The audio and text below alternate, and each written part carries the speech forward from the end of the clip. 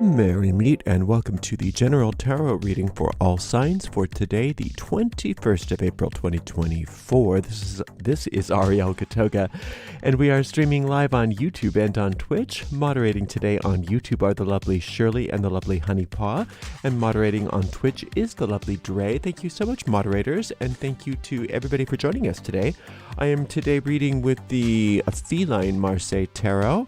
And I've got one of my very favorite of the ancient eau de colognes here. This is Eau du Coq. Now, unfortunately, they no longer make this, and even if they did, I don't want you to spend that much money on eau de cologne.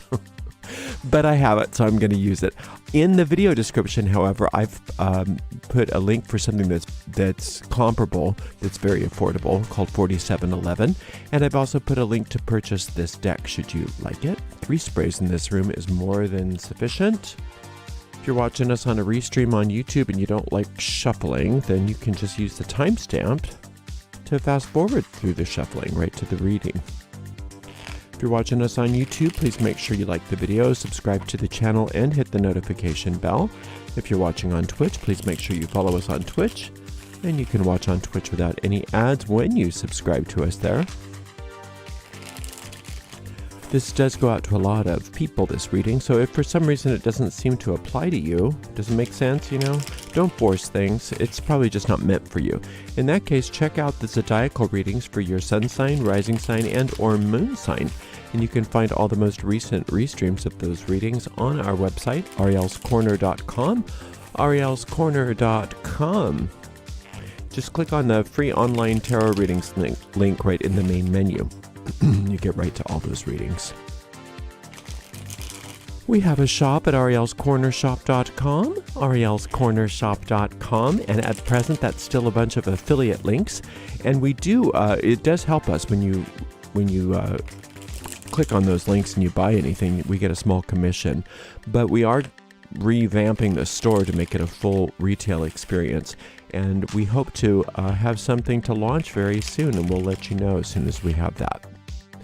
If you'd like to give us a donation, you can do that by going to paypal.me/arielgatoga, paypal.me/arielgatoga. On YouTube, you could use a super sticker, super chat, or super thanks if you feel like giving a donation on that platform. We appreciate your support, and we appreciate you. So let's cut this deck and cut out all the gab and get going here. We've got a 4 of coins followed by a 6 of cups. And then we have, oh good, Miss Thing, the Queen of Swords is here. When the Queen of Swords shows up, I always look at it as a positive thing because she's the nag of the of the tarot, and she's that part of you that just loves to bitch and moan about stuff, and she can be very subtle. She can be very sly and cunning so that, you can keep up the bitchiness without noticing.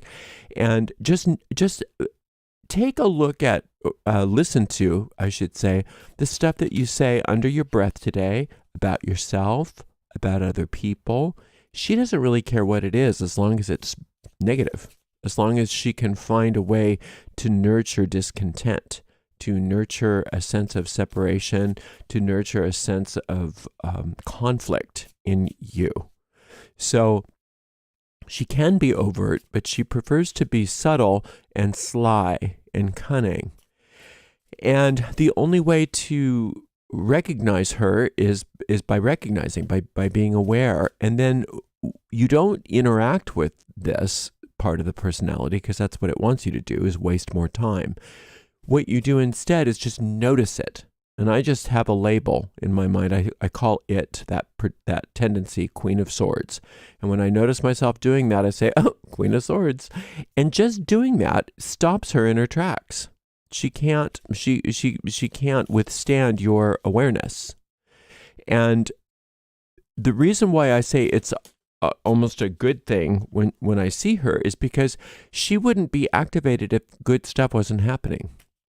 If things weren't, working out for us or turning around for us or good things on the horizon, we were on the right path, she would have no reason to want to shut stuff down because that's her program. Her program is to shut the good stuff down through bitching.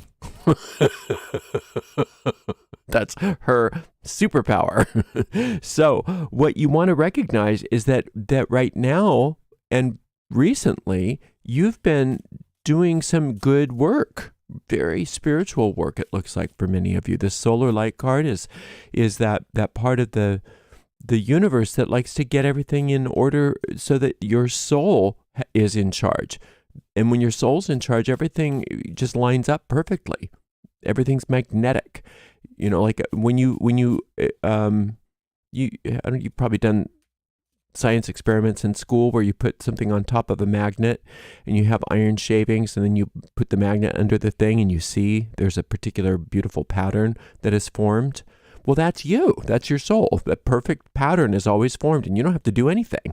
Everything just comes unto you because the divine design of your life is that way.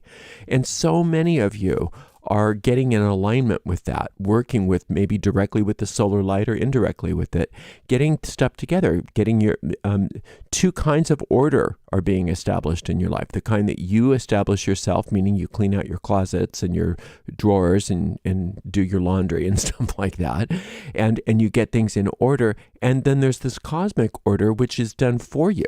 But it can only be done for you if you ask for it. So it looks like many of you are asking for it. If you're not asking for it, one easy way to ask for it is to just work with that solar light exercise.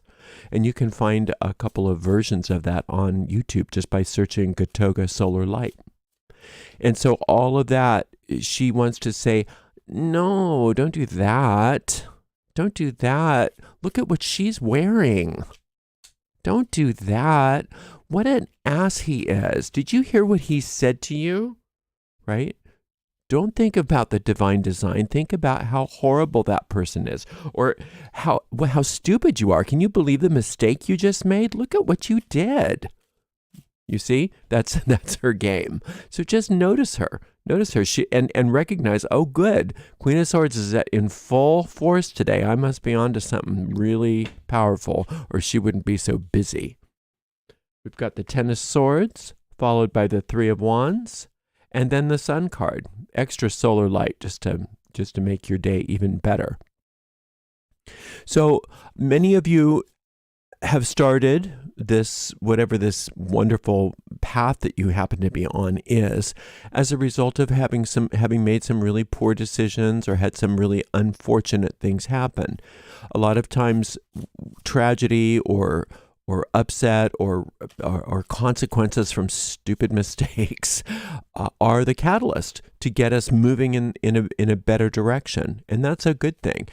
But you also want to bless and release whatever the thing was that started you on this path, because she wants to use that against you. She wants to say, remember when you did this? What an idiot you are. How could you do that? That's her game. And so you need to forgive yourself from the past and forgive other people. Somebody was saying, I don't want to do forgiveness. Your forgiveness is just, it's, I don't remember, toxic positivity or something like that. And I'm like, you don't have to forgive. I'm not telling anybody that you have to forgive. But then the same person was saying that was describing some problems that they were having that were directly tied to their resentments that they were unwilling to forgive. It tied them to that. And I said, see, you don't have to forgive, but you can't have it both ways. You have to forgive if you want to be free from it. Forgiving yourself too. It doesn't matter if you're forgiving yourself or somebody else, wherever the tide of the conflict was. By forgiving, you're not condoning the behavior. When you forgive yourself for a stupid mistake, you're not saying, I forgive myself and so I'm going to do it again. That's not what you're doing. You're saying, I forgive myself for not doing a good job, or for doing something that has caused me grief. I forgive myself for doing that. I've let that go and I learned my lesson. I'm not doing that again. Right? Same when you forgive other people. I forgive them for screwing me over, and I know I've learned my lesson. I'm not going to have anything to do with that person anymore. But I'm also not tying myself emotionally to them by keeping that resentment going, because I'm too busy getting my life together. You see? So when you forgive, you release, and you do that so that that she doesn't have that part of your mind doesn't have ammunition to tie you back to the past to start to try to dismantle, I should say, all of the good that you're accomplishing. Now, one thing she can't handle is disregard. If you completely ignore her and disregard her purposefully, she can't. It's the one thing she's powerless against. That's the water on the Wicked Witch of the West there.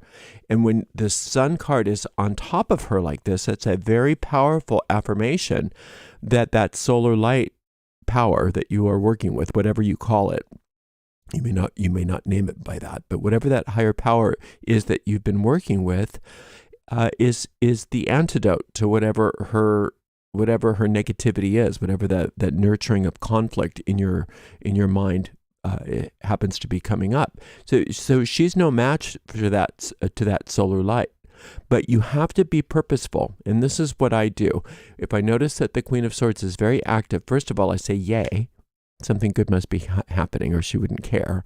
And then I say, I see her. I notice who she is, and I'm going to disregard her. I'm going to turn away from her, and I'm going to instead focus on the solar light. But I do it consciously, and I do it purposefully like that, because what that does is, in my mind, is it makes a pivot happen. And if you can pivot purposefully, not just sort of hoping that it works out, purposefully pivot from the Queen of Swords to the solar light, then you are in the role of the alchemist itself. You're the one performing the magical operation yourself. You're not just like crossing your fingers and hoping that things work out. You're noticing things in your life as they occur.